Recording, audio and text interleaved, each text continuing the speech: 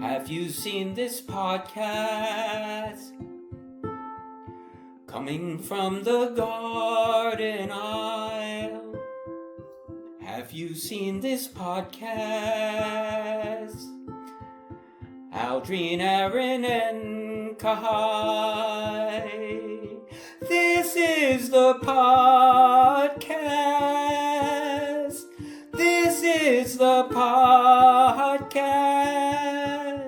with lots of aloha. Here they come from Kauai. Hello everyone and welcome to the Ukulele on the Ground podcast. Not so live. My name is Aldrine Guerrero. Joining me are Mr. Aaron, the voice Nakamura, all the way over there. Say what's up, Aaron. What's up? And Mr. Kahai, the legend Fergan, all the way over there. Say what's up, Kahai. What's up? Returning as per usual, we have Mr. Funk Master Magic Mike. Hey, round of applause. It's longer. Hi, guys. And we have, so this is an award-winning podcast. If people didn't know, this is an award-winning pod, right? Mm-hmm. Yeah. Tell them, Aaron. Yeah. And so today we have an award-winning guest. We have an award-winning guest. We have an award-winning music teacher, Miss Sarah Tukchiki. Hi. Hey, thank you so much for being here. Oh, thanks for having me. We've talked like a lot about you and the music program over at KCC over these last few weeks because we were talking about the jazz festival. Even like leading up to it, I was getting people hyped and stuff. And now you're here, and we can kind of talk about the process. We can talk about what we did. Yeah, let's go. Hey, welcome our guest. Great, Aaron. So Not So Live. Where are we right now, Aaron? At our usual studio on Kauai. No. As in, where are we when this right now? When this comes out. Yeah. Where are we? I'm not too sure. It might be when we're in Italy. Okay, cool. We're slurping on some pasta right now. Is where we're Yeah. at, okay. All right. So once again, our guest Sarah Tukchiki, she put together the jazz festival. You are the music director over at KCC, which is a Kauai Community College, and you are the music director over at CKMS, which is the Chiefest Kamakahele Middle School. Okay, yeah. Please tell us a little bit more about yourself. Tell us about your accolades. You are legit like an award-winning music teacher.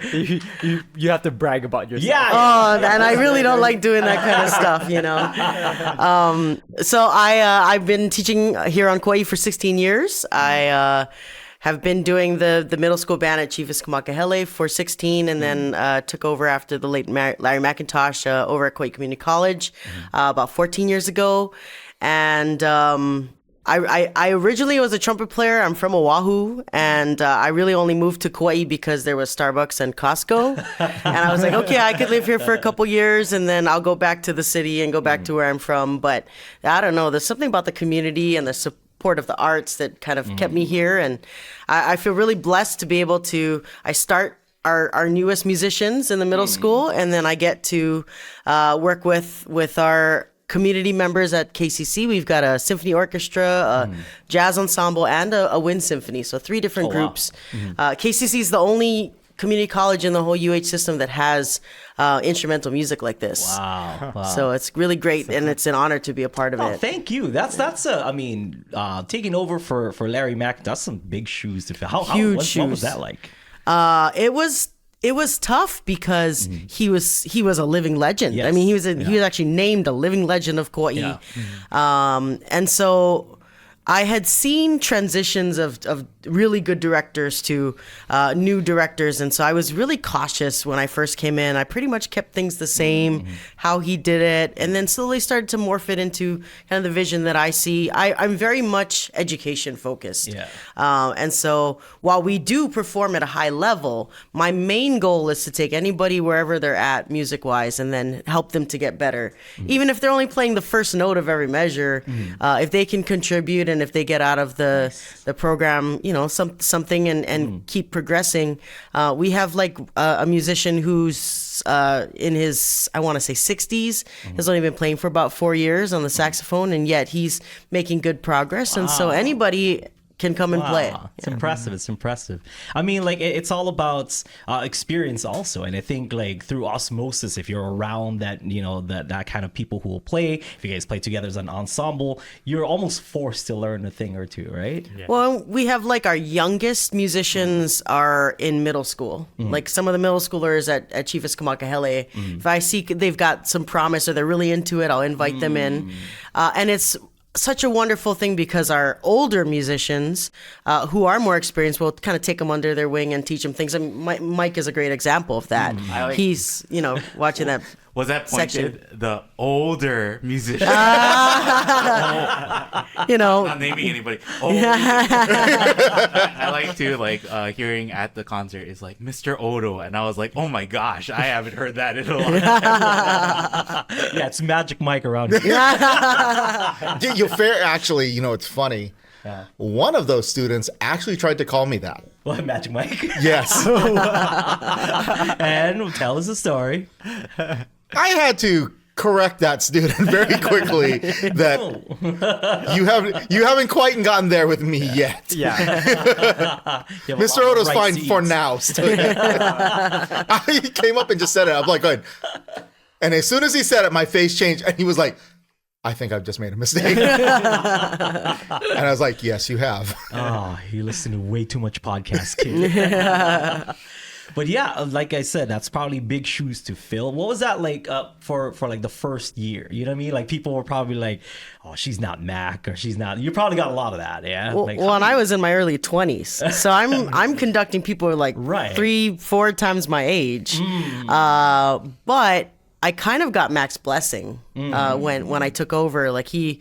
As he was getting more sick towards the end of his life, he was asking me to do more conducting, and so you ease in there. Yeah, I guess folks knew like, hey, Mac was okay with me, and so therefore, because he's such a legacy, like people's parents, people's grandparents, like took from Mr. Mac, and so somebody coming in and it's like, wait, who's your teacher, or like or where's she from? She's not from Kwai, like you probably got a lot of that also, like having like an outsider, like coming in and taking over the this like legacy band. They were like an award-winning band like Kauai High School, and so was KCC. Like huge, like award-winning band, some huge undertaking.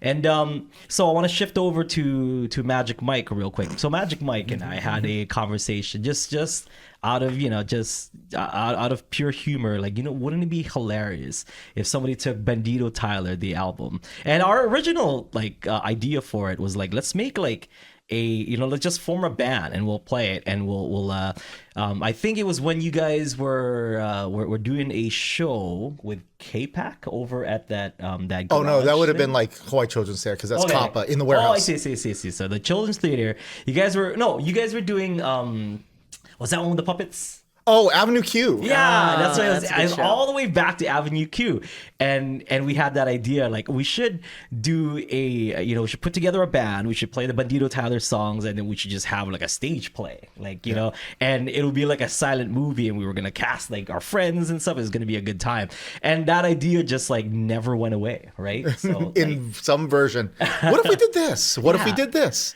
And like, and you were the one who actually brought up Sarah to like, hey, like maybe like we'll pitch it to her and she can arrange the songs and we'll do something with the jazz band. So talk a little bit about that, Mike. It's just one of those ideas that kind of, it starts off silly, and then as you start to think about it, you start to think, this could work. We could do this. We could do this. And as I said, and when we were talking about this a few weeks ago, right after the festival, we were talking about, I was talking with Sarah, and the hall had just reopened, so we knew we could do the jazz festival, and it was like, who are we gonna get? And we had talked, maybe we call the guy that we were supposed to bring in 2020, Jason, but then even you said too, it's like, what about Aldrine? Now Aldrine might be interested. It's like, yeah, you know what? Funny enough, there's been, because she didn't know about that idea, but she brought up your name, and it's like, you know what? There has been this weird idea floating around for him to do Bandito Tyler stuff with a jazz band. So I think he'd be way into it. And it just took off from there. So like real quick, Bandito Tyler, like the story goes, it it was like a big joke, like back in college. Honestly, it was just like, it was a friend of mine named Bradford Barris. We were gonna go play tennis one night, and he was wearing a white shirt, and he's like an art student, so he made like the stencil of our friend Tyler, and it like really looked like Tyler with like a sombrero. And then he put Bandito Tyler. And that's why it's with a T. Like, I think in proper Spanish is Bandito with a D, Yeah. but Bandito, because it was just like, it was a joke. He's like a Bandito, Bandito Tyler, and he wore it every time we played tennis. Like he always wore it. And then he said, now all he needs is this, like, is a theme song. So I'm like, got it, I'm on it. So I wrote Bandito Tyler for the very first time, and it was a joke that just wouldn't go away. Like, and we printed stickers, and I guess it's been like almost 20 years out, so we can say that was us who was spreading it or all around the UH campus. We printed out these stickers, and we, just to annoy Tyler, we would stick it on, like, we knew where he would go for his classes, and we would just like put that sticker on his route, like to all his classes, so it would just drive him crazy. And like we put it like on his shampoo bottles, we put it everywhere, and it was just like, so our friend Jake Shimabukuro, like he played a show over at Conan O'Brien. And then I'm like, so, and he was telling us about it. He was like, oh, I'm about to do the Conan show in like in a week or two. I'm like, I was like, oh, are you, like, could you give this to him? So we gave him a few Bandito Tyler stickers, and Jake's like, sure.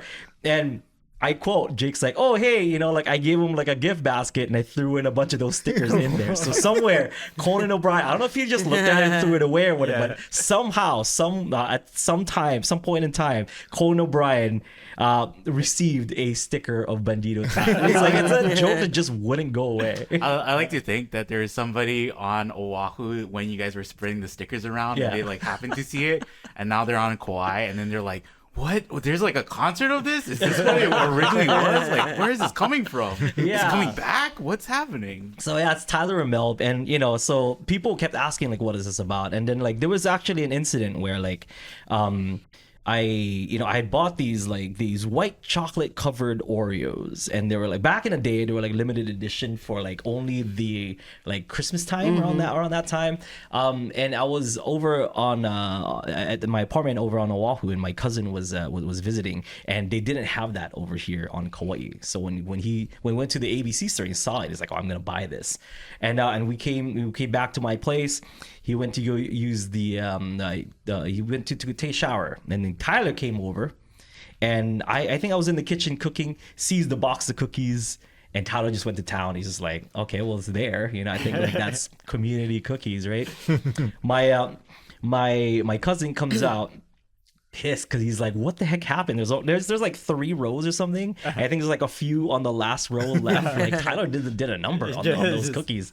Yeah, and my cousin's name was Victor, so Senor Viktor was my cousin who was kind of like pissed at Tyler for eating his cookies. So I just created all these characters, and then one, I decided to just do it like a concept album for the ukulele, because no one's ever done a concept album on the ukulele. So I'm like, I want to create this like kind of fake movie in my head, but I want to create a real soundtrack to like this fake movie. So I was just thinking of like, okay, well, let's just make it like a Robin Hood or like a Zorro like kind of thing. And then I had Bradford, the original artist, like draw Bandito Tyler, and it was like his horse Sugar, which is a Doug Funny reference.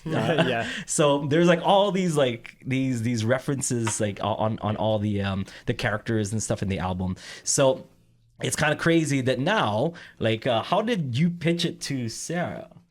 I just said, hey, we could use Aldrine. Oh, hey, nice. Oh. So, hey. So here's do you have this? I don't. I would love a copy, actually. So this is the Bandito Tyler album. That's our friend. This is like a redone. Like, it looked super ghetto back in the day, and it looked more like Tyler. This looks kind of like a conceptualized Bandito Tyler. That would actually look like my friend, like original Tyler stickers. If you guys have any, because I was giving them away at like our first tour or something, So that's this is the Bandito Tyler album. So that's Bandito Tyler. That's him, on the on Which the I don't know if you know this, but Sarah's actually met Tyler. Oh yeah, Played in He played in band, for played in couple jazz band. semesters. Yeah. Oh wow. So, Yeah, that's Tyler and Sugar, like in the in there. So pretty crazy. This was recorded here on Kauai. Okay, cool. Thanks. I mean, I've listened to the tunes over and over and over again. I bet. So what was the process like? Well, I think I want to go back to Mike pitching, and then that'll kind of lead to it.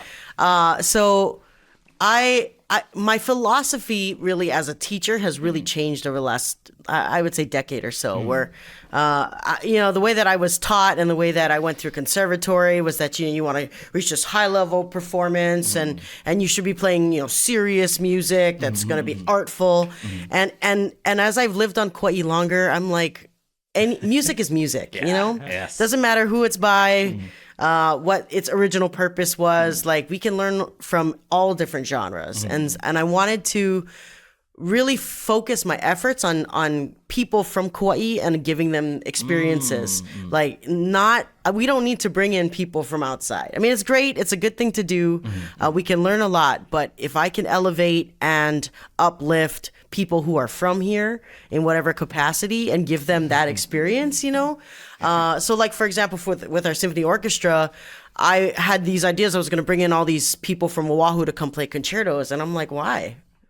Our musicians here could play concertos with the orchestra. Yeah. Let's do that. So then when we were kind of figuring out like who should we have for our guest artist for this year's jazz festival now that the pack was open, you were the immediate like, yes, we should do that, because I wanted local, I wanted unique, I wanted somebody who all of the students and the musicians can relate to.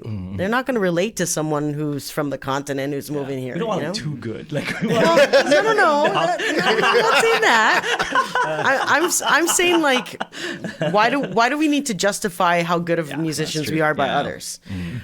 So then Mike emailed me a bunch of like MP3s of your tunes, and I was like, these are great. Like, we can do a lot with these tunes. And all I did, seriously, was just start listening to them.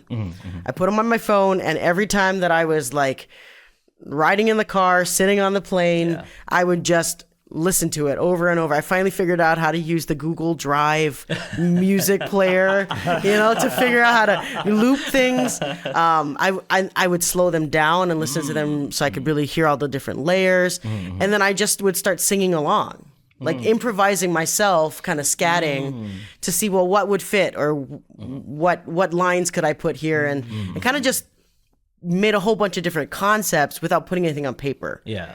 And then I transcribed all your solos, and I put them all on paper, and you kind of gave me some lead sheets and some chords. And then from there, then I started building all the other parts, and then I would like write something and I completely erase it and start again. And I write something and erase it.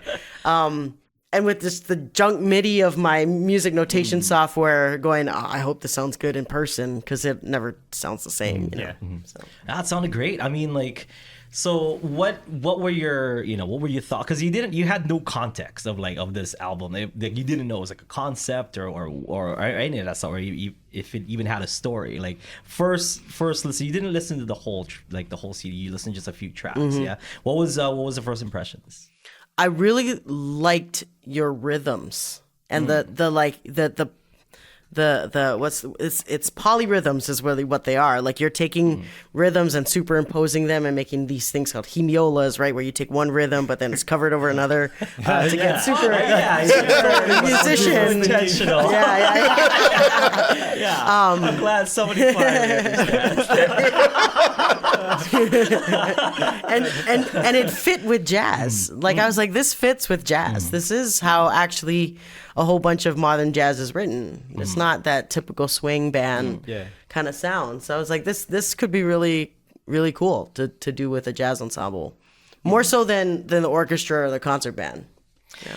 So for those people who want to attempt to do something like that, what is step one? Like, how do you, I mean, yes, listening and all that stuff, like, but what is the first note that you write down? Do you write down like the rhythm parts? You write down like the rhythm? Do you write down the main melody first and then like trying to build around it? How does that work? Well, I think it kind of depends on like what the purpose or the philosophy of the piece. Like for me, I really wanted to feature you. So I didn't want any of the parts that I was writing to override what you were doing. It had to enhance what you were doing. So they was still kind of would come out. So to have hits and then feature you, and then have hits and then go off into a different melody or a lick that would ride over the top of what you were doing.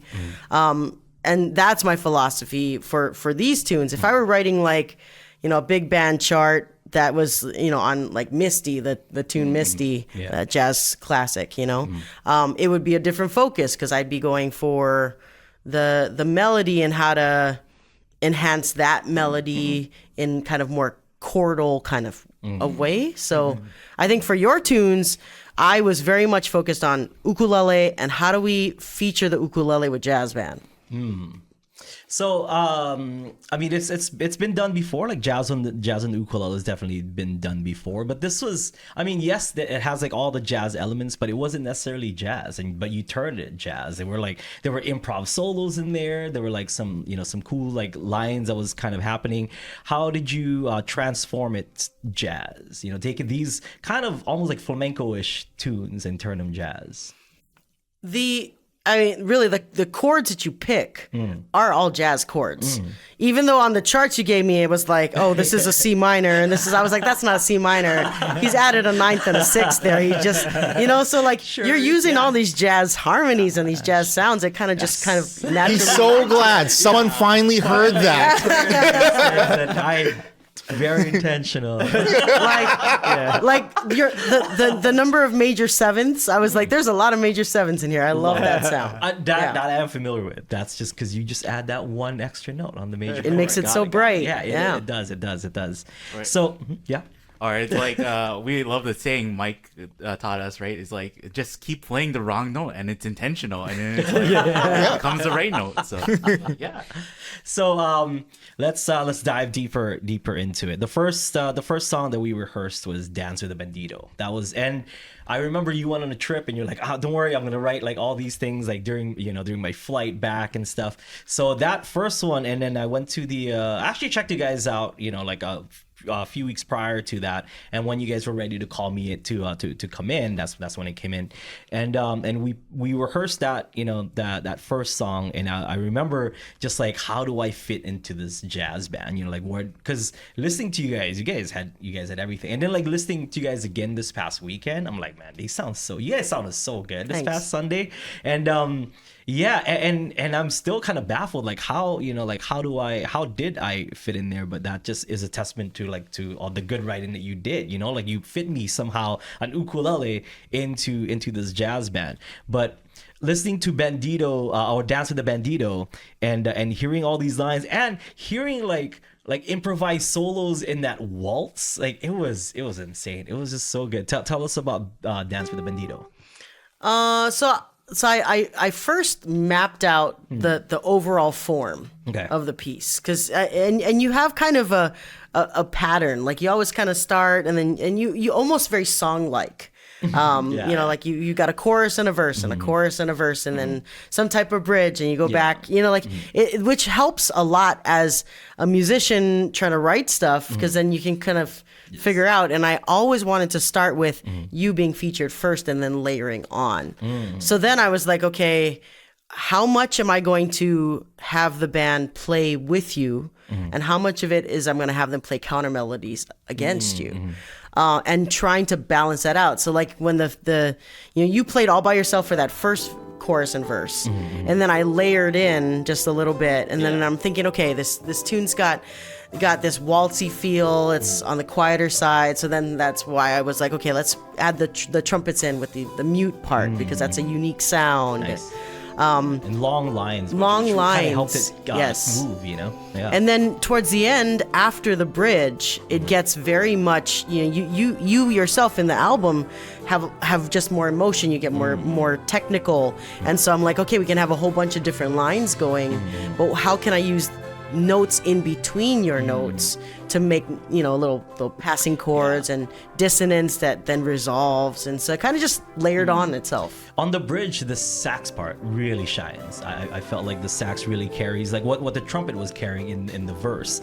Like during the bridge part, the sax is really kind of carrying it. Like towards the end of that, of the phrases of the bridge, really, really, really nicely done. And then like at the end where that chord build, it was really I didn't hear that when I was recording the album, but now that we play that, I can't not hear it now. It's just like there needs to be a build here, and like every time I play it, even at home, I'm just like do or whatever that build is. It's quite amazing, just because like you heard something there that I didn't, and now I can't unhear.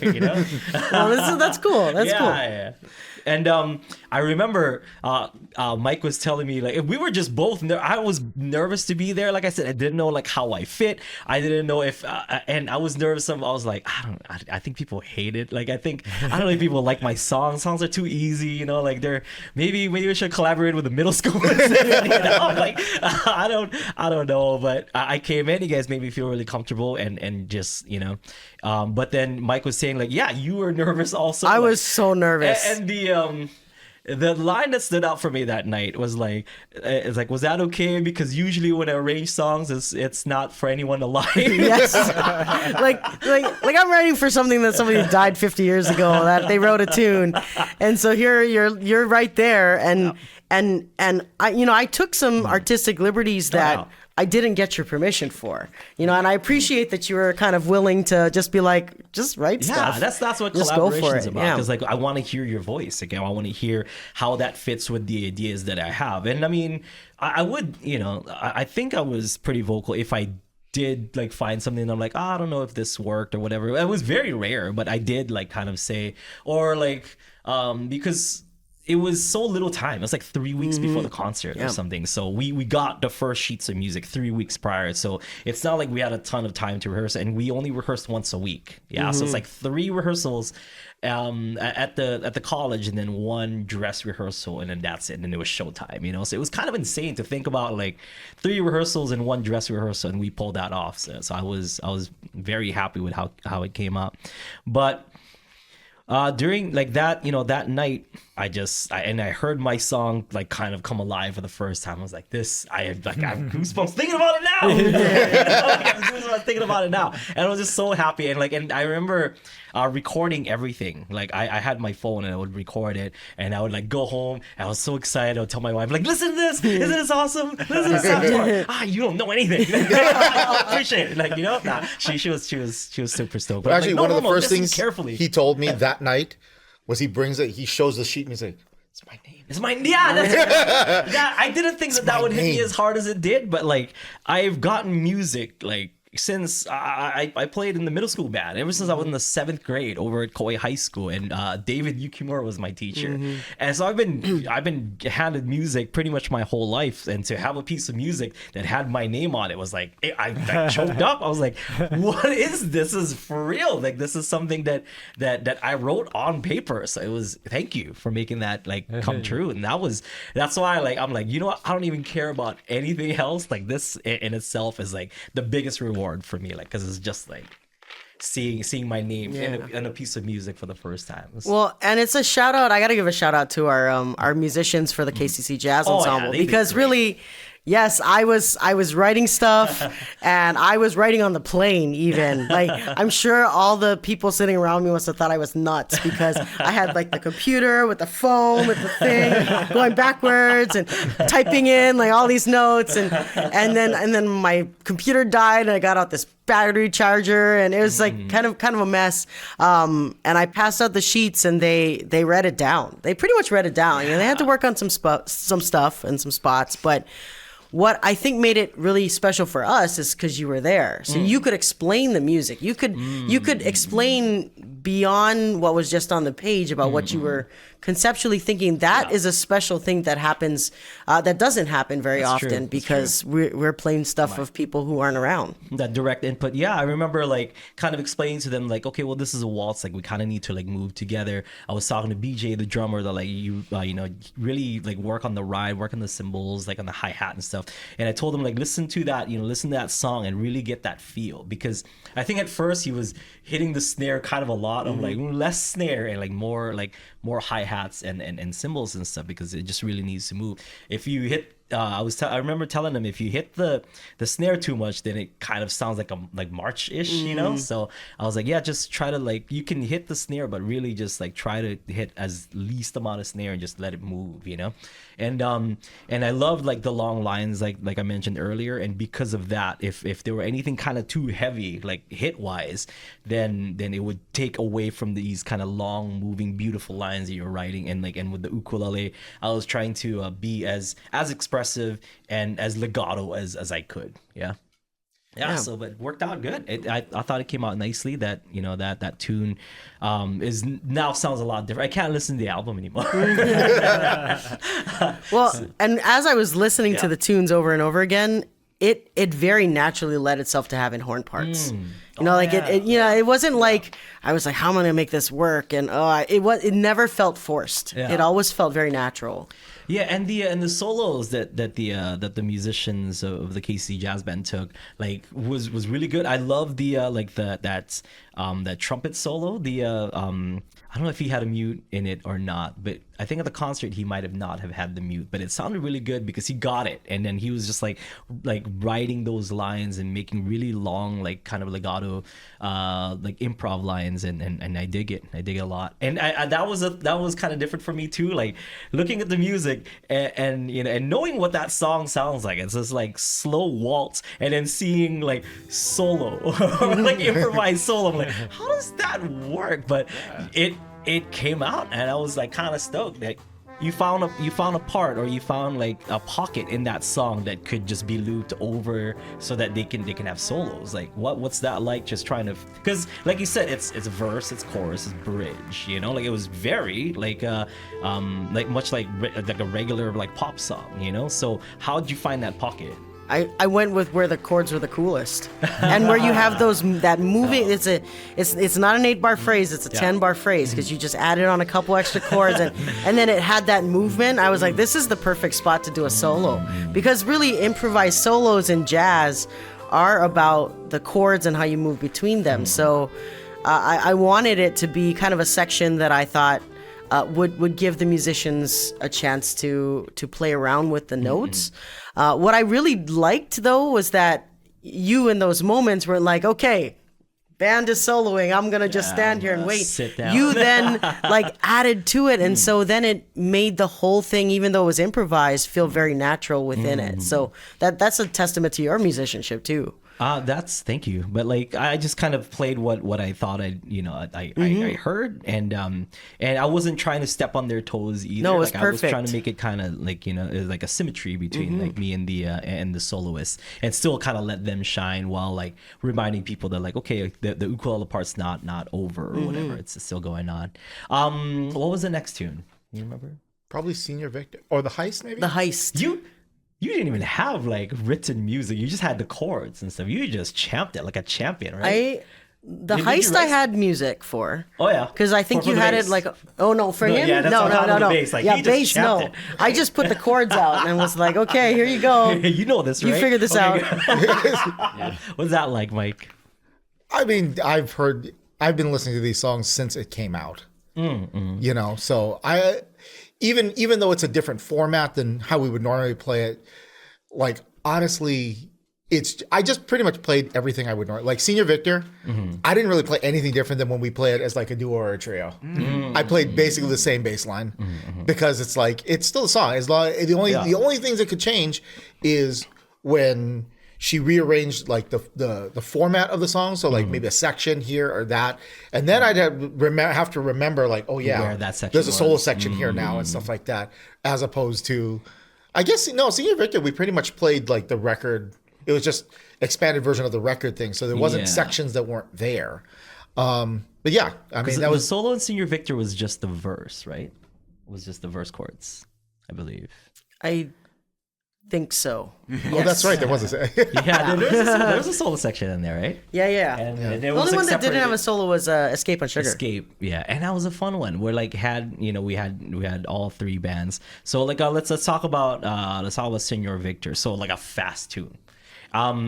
That one I was kind of like, how is this gonna work? Because I knew like whenever me and Aaron would play that song, we would call it out. We were like 1, 2, 3, 4. Like there's a lot of like just abrupt like beginnings and stops and stuff. Like what was that like? Well, I kept Rhythm-wise. I kept the tune pretty much Yeah. like how you had it. Like I didn't really I didn't change the format on purpose. And that tune in particular, because the whole ending section has its own feel to it, that build up, and so it was kind of like the beginning part. How can I have the horns work around you? But then at the end, it was how can I like incorporate you into more of a horn sound almost, and then build it upon it. So yeah, I kind of tried to write lines that I thought would enhance whatever the melody was, or fill in gaps. But the thing about both the Heist and Senor Viktor is there were all these hits that you put in just into the natural rhythm and flow that really just automatically lead itself to a big band kind of tune. Yeah, because one thing that I like to take advantage of with the ukulele is its this amazing ability to have like crazy rhythms. Like we always talk about how like the high G and the high A on the bottom, that regardless if you're strumming down or strumming up, you're always hitting like a high note. So it doesn't sound like, say you would strum a guitar. There's like clearly a down strum sound and an up strum sound. So that allows me to kind of pull off all these crazy rhythms on the ukulele. And so with Senor Viktor, I since I wrote Bandito Tyler first, I wanted his rival to kind of mirror what that was. So Bandito Tyler would be, and then it's very like it's this minor tune that like goes into major. So it goes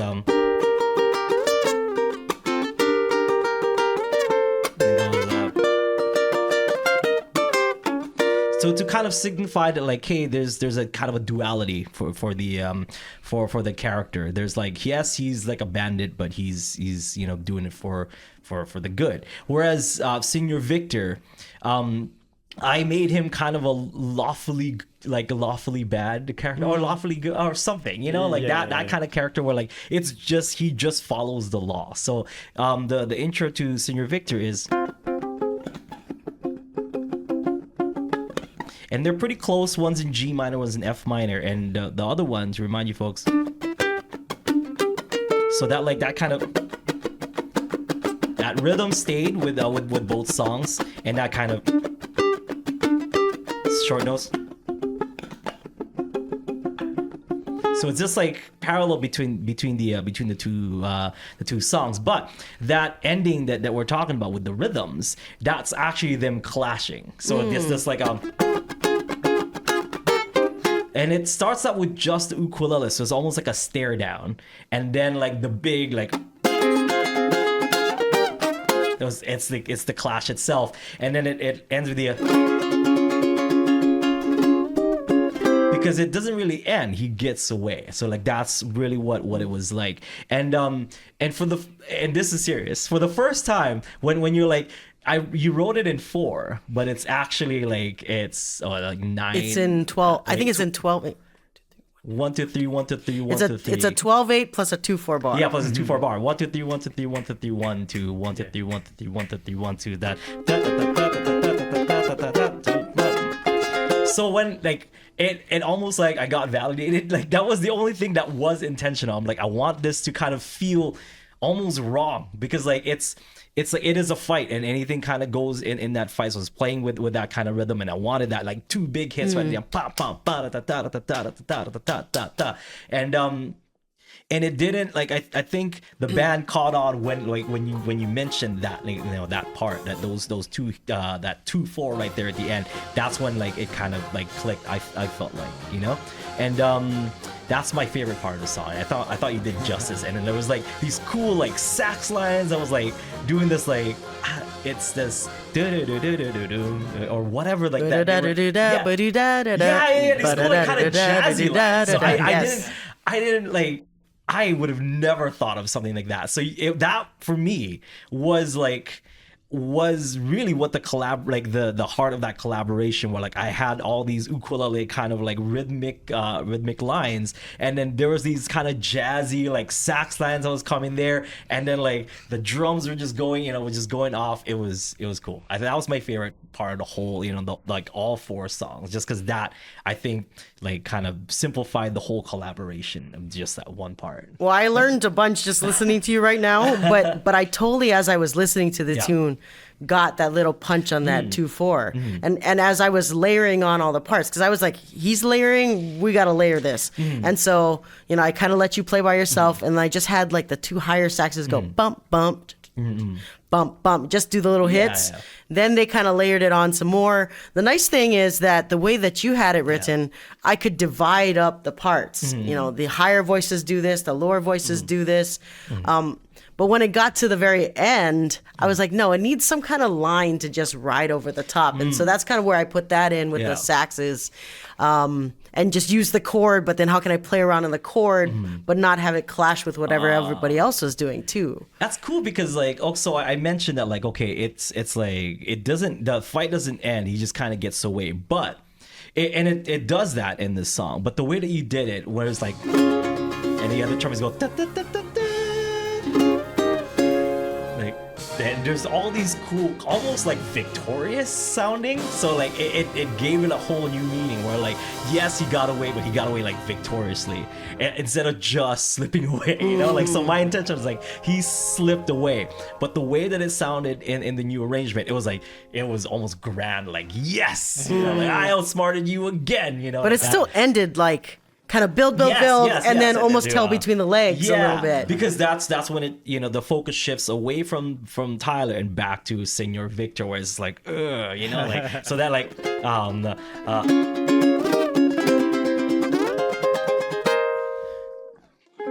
or like that last chord sounds really like fine, you know, like, he gets away again. And then the album, I think next is like, is Sugar, and then it goes to El Baeza, which is like the town and all that, so that the story kind of moves on.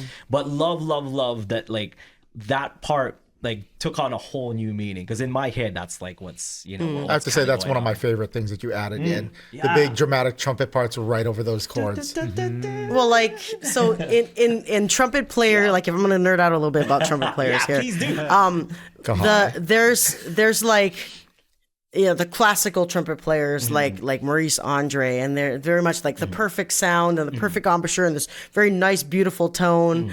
But there's also trumpet players like Arturo Sandoval, Rafael Mendez, kind of almost of the, I don't want to say mariachi, but definitely that Latin style. And so like Rafael Mendez has this whole book of different kind of more like Mexican influenced solos, and a lot of them end kind of in that way, like these big like grand piano chord with like the trumpet riding over the top and kind of building. And so when I heard the end of what you did, that my ear immediately was like, no, this needs a like some kind of like rising layered thing with all the horns. Is that kind of what you're doing when you're doing all of the songs? Is like you're taking influence from other pieces too, and being like, oh, it sounds like this other song that I can take this piece from, or like extract this feeling from too with this instrument or whatever? And yeah, definitely. I think that because I'm so wrapped up in the band world, that I know how to manipulate all the different band instruments and what their strengths are, what their weaknesses are. So that's what I could bring to the table with your tunes is here's your tune, but how can we enhance it with the timbres of all those other instruments? And so that's very much I was like, yes, trumpet must do like this needs that it felt like it, but it was because your tune, like it wasn't because I was just like, let's just add this to the end. It was I was listening to the tune and hearing it in my head, going, this would fit nicely with this to enhance it. Yeah, and little did you know, like it made the story that much better. You know what I mean? Like the idea behind this song. I've always been taught, like when I'm writing music for my ukulele, is to just, like everything has music to it. Like, when you're changing a tire, when you're whatever, or there's, when you're watching a movie, there's a background or some kind of music thing that will help the image to kind of move, right? Like even just something as mundane as like the main character goes to his car and goes to the store. There's like music for that. So when I'm writing music, I'm really like trying to picture these scenes in my head, and that's kind of how I write. And once again, amazing how like the scene changed with those little changes, but for the better. And you didn't even know, because you didn't even know like the full story behind this song. But now now that we have a chance to kind of reflect on it, it really was, I thought, like the best example of our collaboration. That like it was, you really lent like your vision or your ear and your talents to the song, and it enhanced it by that much. Thank you. Yeah, it definitely, it felt like you almost did know the story. Yeah. You didn't feel like you were coming in afterwards and being like, oh, I'm gonna like do this and do this. Because even Kyle after the concert was like, oh, I love when you had like the horse like winning over the sound. And it's like, oh yeah, that totally fits with the song. Like that's what Sugar should be doing, or right for that particular song. So yeah, so the next one is Mike's favorite song. So Mike's like, if we're gonna do this, we have to do this song, because he thought that this one would be the perfect tune for like for a big jazz band. The Heist. Okay, like tell us why that's your favorite tune, Mike, and tell us why you thought that was perfect. I mean, I mean, out of all the melodies and everything like this, the energy of it, I love the way it starts. It's, when you listen to a good album, you like all, but sometimes a song just hits you like, that's really cool. And the Heist always did that for me. But because like even the way you started, ba-da-ba-ba-ba-da-da, to me, that sounds like a big band thing. It sounds like horns just starting something, and the way bop bop ba da ba, immediately I'm already hearing like the hits like she put in, So it was just like, well, if we're gonna do anyone, it needs to be that needs to be in it, because that one is gonna translate super good to being a big band tune. Yeah, because that honestly, like out of all the tunes, that was the one that I spent the least amount of time on like writing, if I have to be honest, because it's like I just needed like another track, and I thought that like I need some kind of background music or some kind of music for the heist itself, like because there has to be a reason that Senor Viktor is going after Bandito Tyler, so why not show it in this fake movie using this song? So that's why the Heist was born. But I'm like, I don't know. So I was listening to a lot of Mega Man, Mega Man 2, because Mega Man is kind of like not necessarily a heist, but like in the story of Mega Man, like these like robot, like evil robot masters was once good, and then Mega Man comes and takes their power. So it's like this I like that Bandito Tyler would go and take something and kind of take it with him and bring it back to his village or whatever, to the people who deserves that money. And so with Mega Man, he comes in, he fights the big boss, and then he takes that big boss's power, which is what I'm always influenced by these 8-bit video games, and I thought that that Mega Man would fit the Heist tune. So that whole sequence of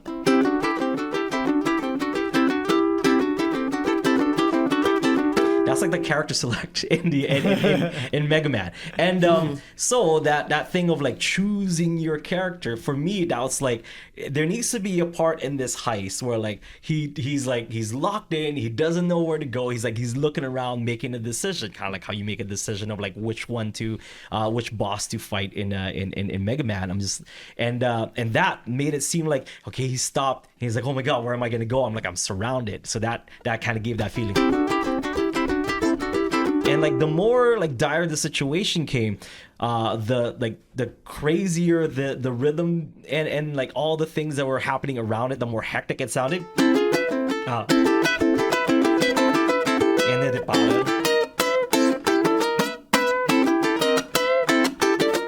I really wanted to build tension, so I gave that.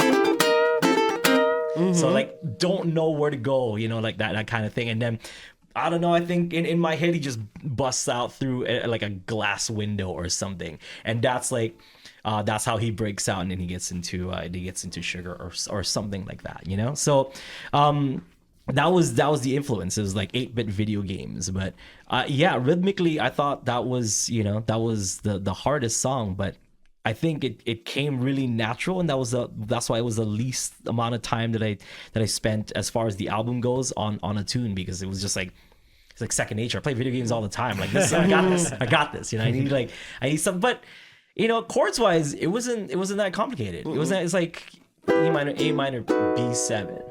And maybe there's like a D in there, and like and that's it. It's like super basic chords. Which is kind of why for the solo section, I wanted it just to be that kind of oscillating back and forth between those two chords, to let it be a little bit more free and kind of stick in that sonority. Yeah. Because I considered do I use the chords at the end? Do I have people improvise over the boo-doo-doo, boo-doo-boo-doo, boo-doo, like that could be a cool improv. And I was like, no, the chunk of this tune, like the heart of this tune, is really in that whole beginning section. And it doesn't move around a lot chordally, and I kind of wanted the solos to stick with that. It's interesting how you were mentioning like 8-bit music, because I dissected all those lines, and I gave like some of the instruments, some of the notes. When you're playing it as boo-doo-doo, boo-doo-doo, but then I ended up doing like, okay, half of you're gonna go boot-it, boot-it, boot-it, boot-it, boot-it, and half of you're gonna go bup, bup, bup, so that it would fit, but yet sound like a different, it would have a different timbre to it for all the chords.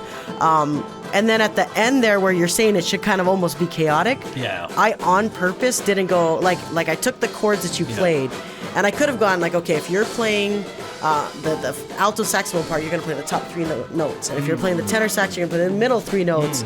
I, on purpose, chose randomly so that they would like almost have to fight the horn a little bit, so it would feel uneasy. Because you're in this groove of this like 3/8 notes grouped together. Same actually, 12/8, 2/4. But then you end up going to triplets. So I was like, there's a clear reason for this, and very much like chord. But I didn't want it almost like an ukulele, like I didn't want it to be like the low voices play the low notes, and so I on the ukulele you've got the 2 high notes on the 2 sides, and I wanted it to almost sound random. Because I was about to mention that like you got that, you got that kind of spirit to that last part of that feeling of uneasiness, of like not knowing where to go. So that I didn't know, like, because I don't know what they're playing, and it just felt uneasy. So I thought that was really good too, like whatever decisions that you made, especially in that last part, really like up the tension, and that's difficult for the band. I remember that section at the end there was a huge challenge for people, because it was so random, and because their parts were kind of unfinished, and it would be finished by like a different section, like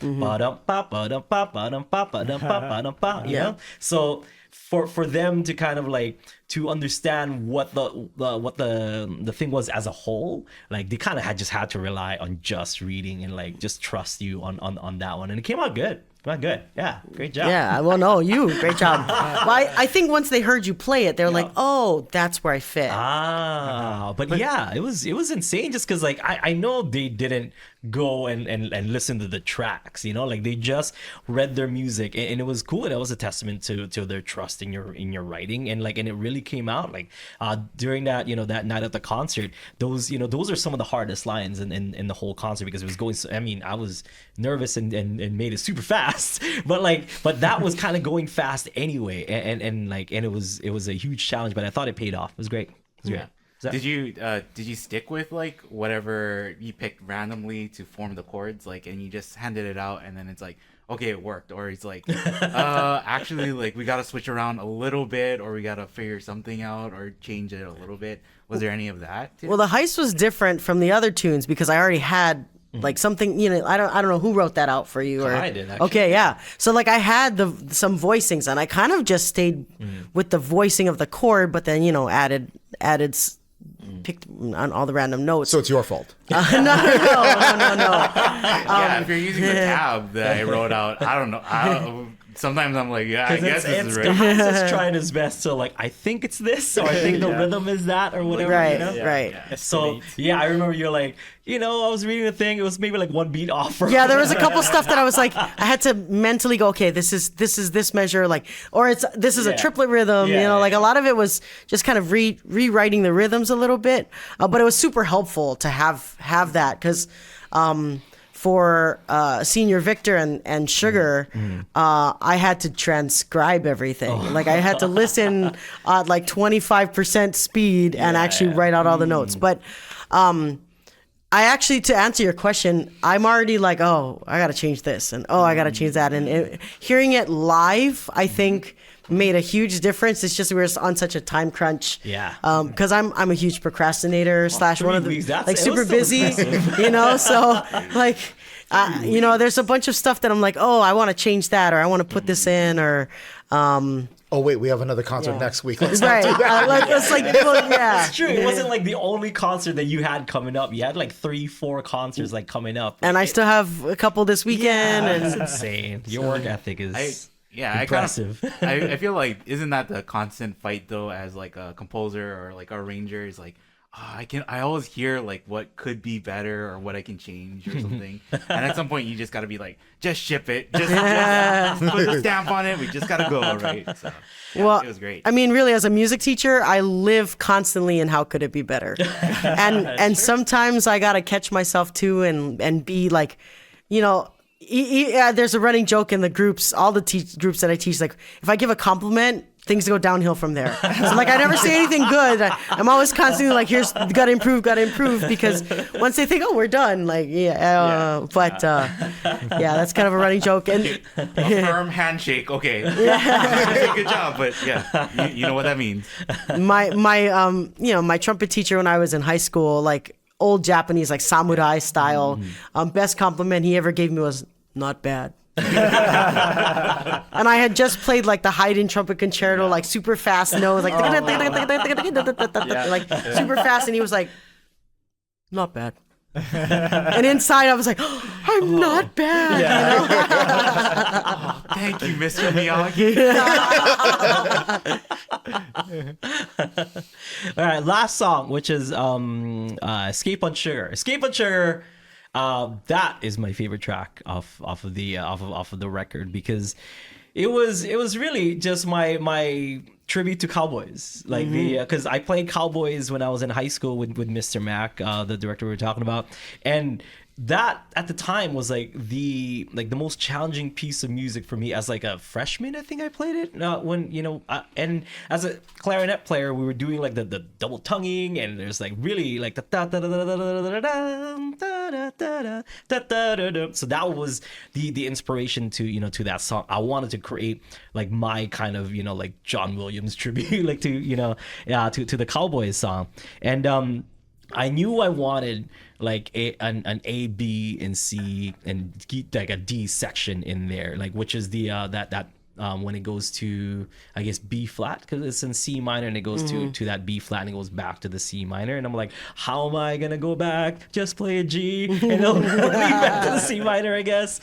And I was like, it works. So that's just kind of how I wrote it. But I love how it was, and that was during the time too that I was I remember writing Senor Viktor first. So in my in my first album, Bandito Tyler was there. In my second album, Senor Viktor was there. But this was the album that had like all the instrumentals in one place. So, but I wrote it at like different times in my life. And when I was writing Escape on Sugar, I was writing stuff to put into like movies and TV.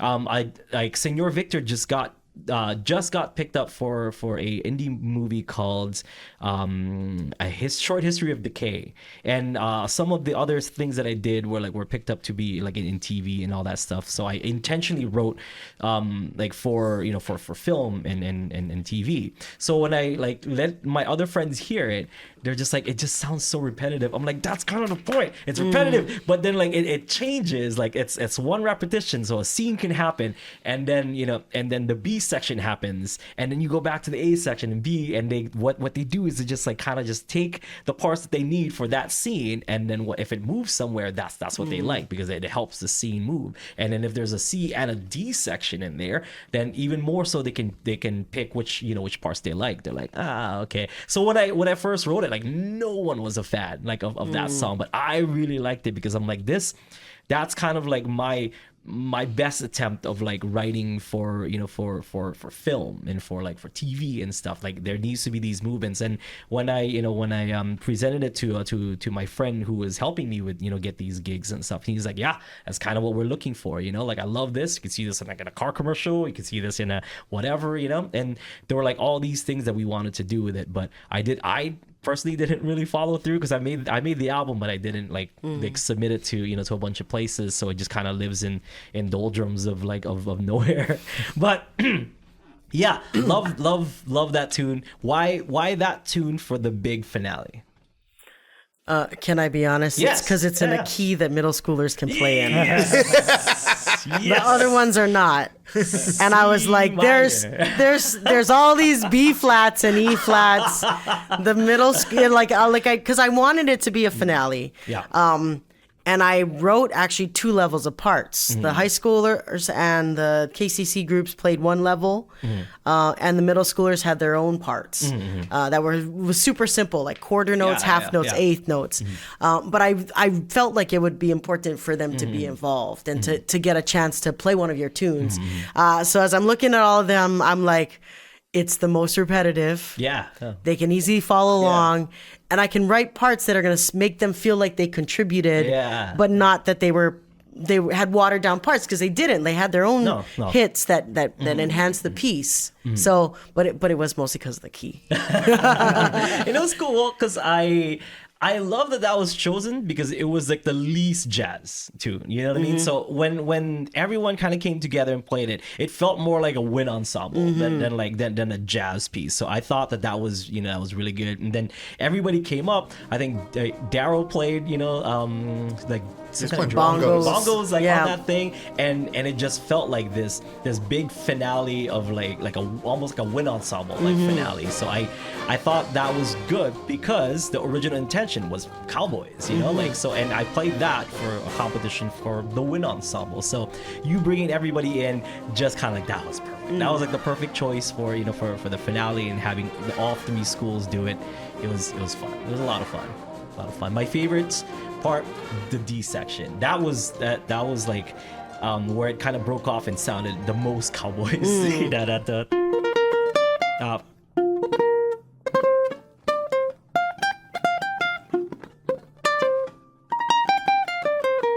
It's just it's very Western, and if that if the album was going to be like this kind of Zorro theme, Cowboys was going to be like the one that kind of brings it together. So I think I told you this too, like when I wrote the parts, I was really struggling with this one. Like, what am I supposed to put in it? And kind of, I think having wrote everything, my brain was just like, stop trying to be creative, and just, so I was very much stuck in the, how can I enhance what you're doing? And I wanted to kind of keep with the train and the sugar and like all these things, and ended up writing parts that, like, when we've read it the first time, I was like, this is, so then I was like, okay, you're gonna have to do something, and it was I had taken a walk like super early in the morning, and I was just listening to the tune. I'm like, come on, Sarah. And then I had that Magnificent Seven line epiphany. And then I was like, why didn't I think of that like 3 weeks ago, you know? Where I was like, oh, that's what it is. And so after I had that epiphany, writing the part was like nothing. Because I was like, oh, I know exactly what I want to write now. Yeah. Can you explain that a little bit more? What the Magnificent Seven thing is? Well, the all those Western movies have kind of a similar style of music to it, where there's a lot of rhythm underneath, and then these long flowing lines that go over it, and always usually like very arpeggio like, where they skip around within the chord, and I was.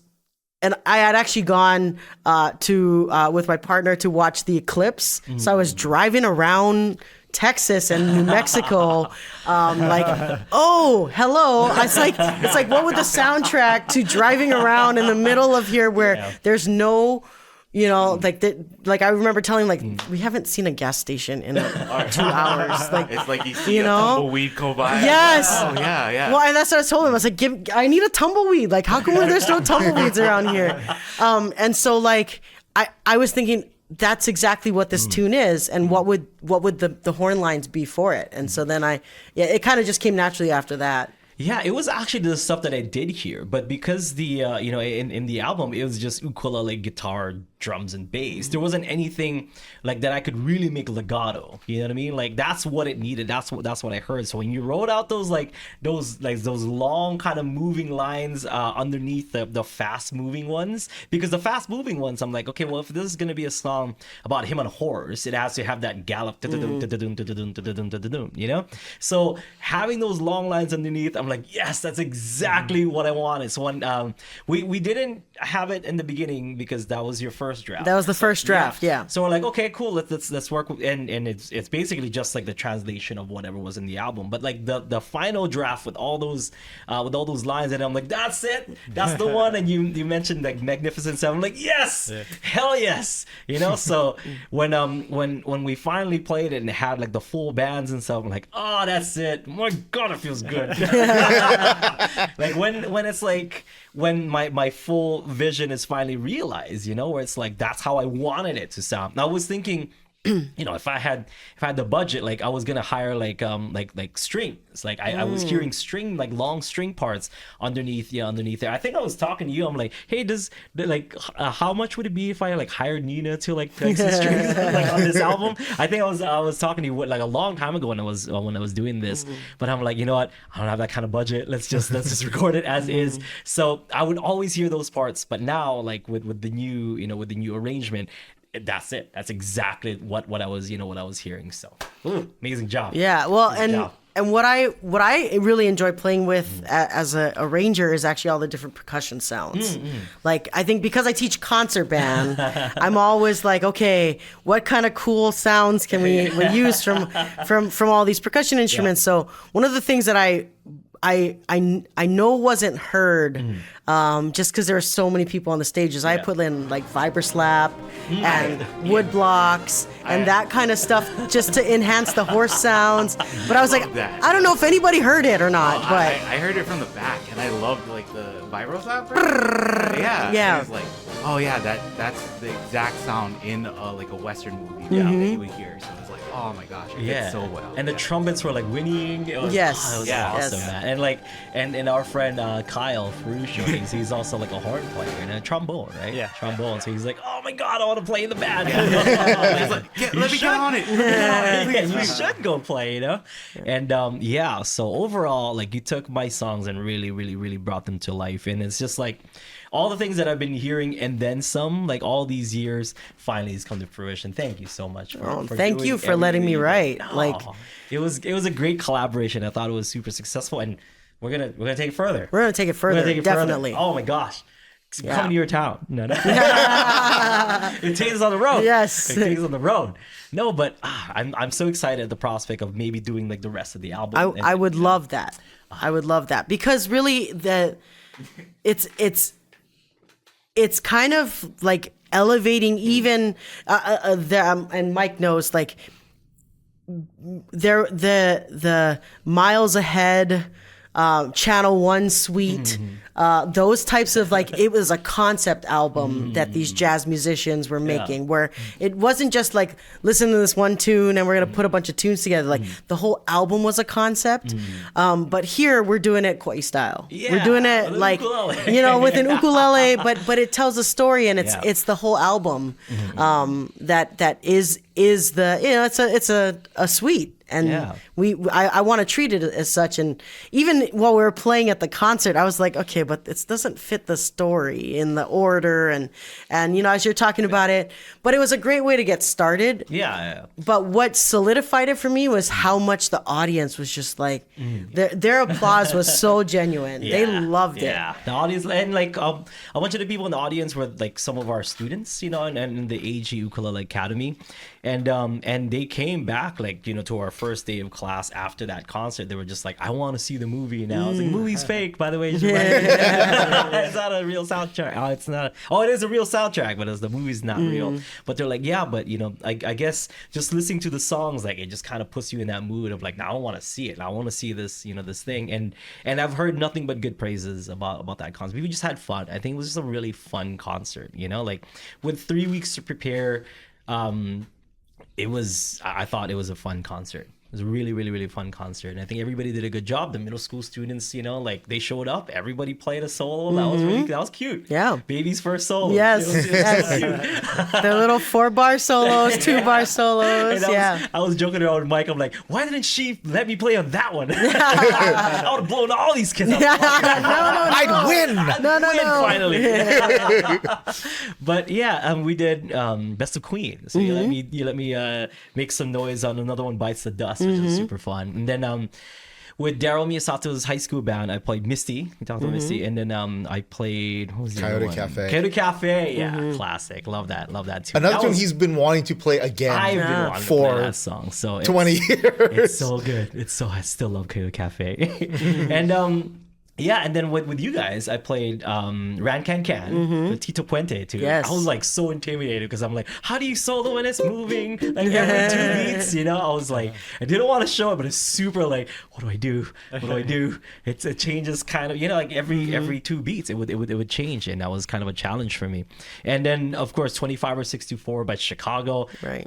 Best way to end it. It was so much fun, like getting the solo and just kind of listening to what kind of solo everybody threw out, and just kind of imitating that solo on my ukulele, like, to almost mirror what they were doing. That was so much fun. I had a blast. Thank you for having me. Thank you for playing. Like, really, it was so nice to, like, I was kind of thinking about it, like, my goal is to uplift, our local musicians, and especially the ones that are part of the classes, and they're taking them to better themselves. But also these types of collaborations really help to, I guess, make our program at KCC really unique. And I don't know, I'm kind of lost at words a little bit, but we don't have to do things the way that others are doing them other places. We do it in our own way, and really doing some very cool things that wouldn't be able to happen in other places because we're so interconnected. I think that's what I heard at the concert, is like a lot of people were like, and it's not like people from the mainland who are coming and they're like, oh, this is my first time seeing an ukulele concert. It's like local people who probably are familiar with the ukulele, but they're like, I've never seen anything like this before. So it's like cool that it's introducing even our own community to what can be done too, right? Because we've had tons of strides in the ukulele community, with Jake and James and all these amazing ukulele musicians kind of pushing the boundaries of ukulele. But like here locally, like, I mean, people are familiar with people like Jake and whatever. People are familiar like that the ukulele can do all these things, but it's always just been kind of in that type of music, and like in ukulele music or even ukulele instrumental music. But fitting in with the jazz band that day and just kind of like introducing like my original tunes that, like, yes, those are ukulele songs, but they're not necessarily like traditional, like what you would think of like in an ukulele, in an ukulele instrumental. And I think that alone was already kind of like a surprise for people. And then like when they heard the tunes themselves, they're like, that is actually pretty good too, you know? And yeah, that was what I was hearing from a lot of people, that like it just wasn't what they were expecting, and it just like broke every like misconception that they had of the ukulele, and just ukulele belonging to jazz in general. So it was yeah, people were stoked. People were stoked. Let's do it again. I mean, I'm totally the jazz is a genre and not an instrumentation. So like there's a lot of directors out there that are like, a big band must have 5 saxophones and 4 trombones and 4 trumpets and you know, exactly this instrumentation. The middle school band had a kid playing the oboe. I've had kids playing bassoon or French, and we have a French horn. Yeah, you know, French horn in your jazz band. Because jazz is a genre, jazz is an art form that can be played on anything. You can play jazz on a kazoo. I didn't even know. Do you have a French hornist in the middle school one? Not this year, but I have had it. You have had that. Yeah. I thought that could be interesting to look at Larry and realize, oh, there's still one. You can still keep going, man. And Larry's been there since I've been there. Oh, Like, yes, he's one of the almost. I think couple years that Max started it and he joined. Super OG. There's tons. There were tons actually of OG people. The trumpet player. Wow, what's his name? Sid? Yeah, Sid's been there for like since I was in the jazz band also. Like so it's, and when I came in, I'm like, oh, Sid, you're still here. How's it going? You know? So Yeah, it's because nice he to can play, that guy, yeah. Same with Tatum also has been there since, you know, since I was going there for college and stuff, and I've just recognized a lot of old friends that I used to jam with. So really, really cool. Yeah. What do you think, Mike? Overall, Dude, this is super fun. And I'm like you guys said, I'm waiting this. I'm anxiously awaiting the next part. Let's do the next part. Let's do the next part. Yeah, I love the idea. It's like, how far can this joke go? Can we get it made into a movie, right? That is the ultimate conclusion. Maybe, you know, like, I mean, it's there. I mean, but in my head, it's kind of unfinished. Like, I do want to write more stuff for it. I was writing a few years back as I was thinking about going back to the studio and writing Bandits, like for this. Because the ending to this is Don Miguel. So Don Miguel is the like the main like kind of mayor of the town, which comes to find out was kind of, you know, the reason why the town is poor is because of this corrupt mayor, you know, that was kind of taking everything.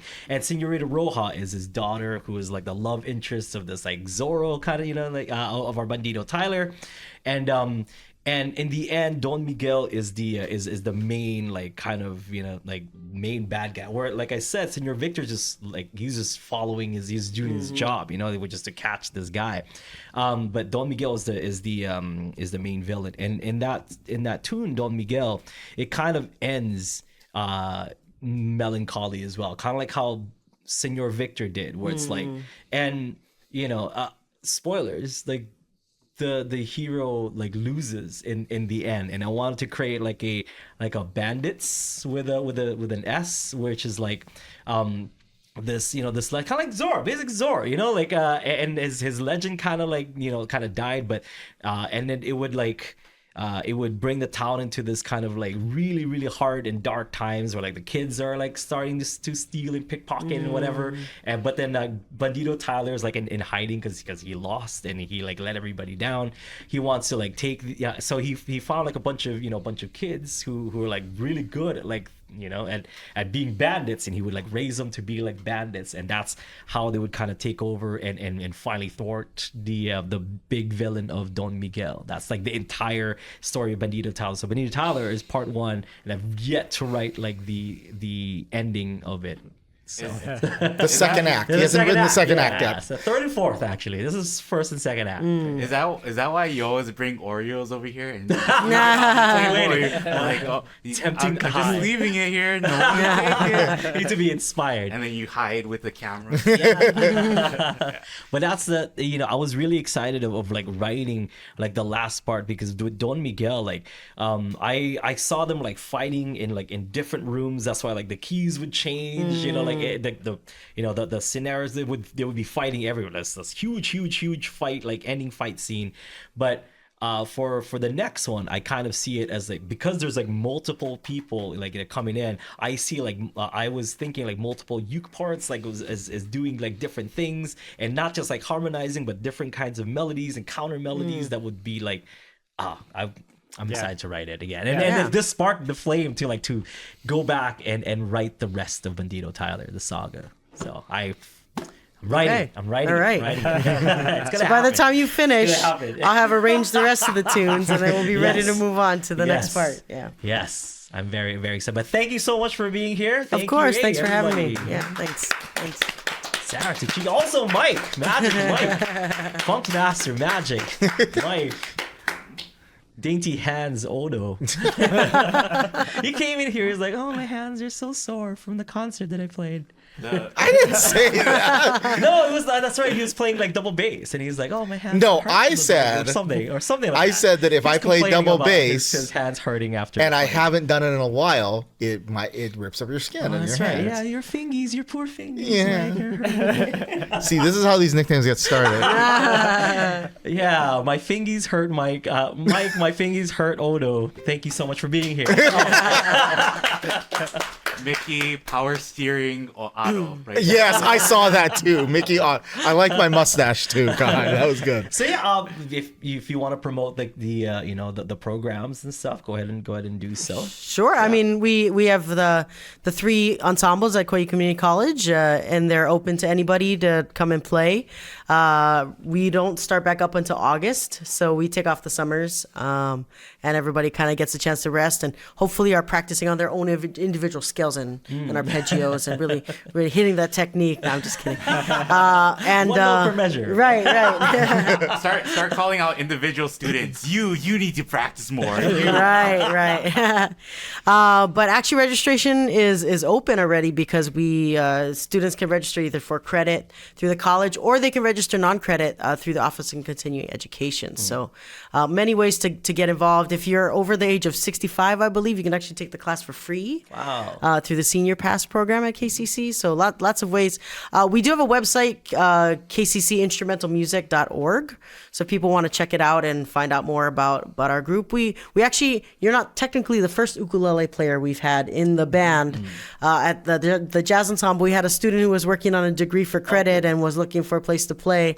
And I said, hey, come, you can read the chords and Nice. and do a little bit of comping. But I mean, you're the first soloist, so that trumps it all. But No, it was a great time. I had a great time. good. Yeah. good. So anything else you want to promote? I don't know. I think Is by there the time anything this, else I think wanna that by the time this airs, our concert Yeah, will I be past. mean, we've got a concert coming up this weekend, but Oh yeah, it's probably Yeah. done by then. I mean, just if you follow us on social media, anything that we've got going on, What is the social media account? Kauai Community College Instrumental Music, you can definitely search for that and it'll pop up. We've got an Instagram and a Facebook. So. Nice. How about you, Mike? You want to promote anything? Your store? I'm in those concerts. And yes, if you want an ukulele, come see me at Scotty's Music. Easy one. Any other gigs that you want to talk about, Mike? No? I don't have anything coming up. Any upcoming gigs? Nothing coming You for have a a while. free summer, you're saying? No, it's theater, so it's the performances aren't happening for a while. You can promote that. You can promote your theater stuff. Okay. Well, about 2 months, Yeah. Hawaii Children's Theater will be doing 2 shows. Let's see. For the little kids, we are doing Charlie and the Chocolate Factory. Nice. Or Willy Wonka. No, Willy Wonka and the Chocolate Factory. They're different. And then a few weeks after that, we are doing a show called Disenchanted. I have not learned a whole lot about that one quite yet, but Nina's going to send me the music eventually when she gets it.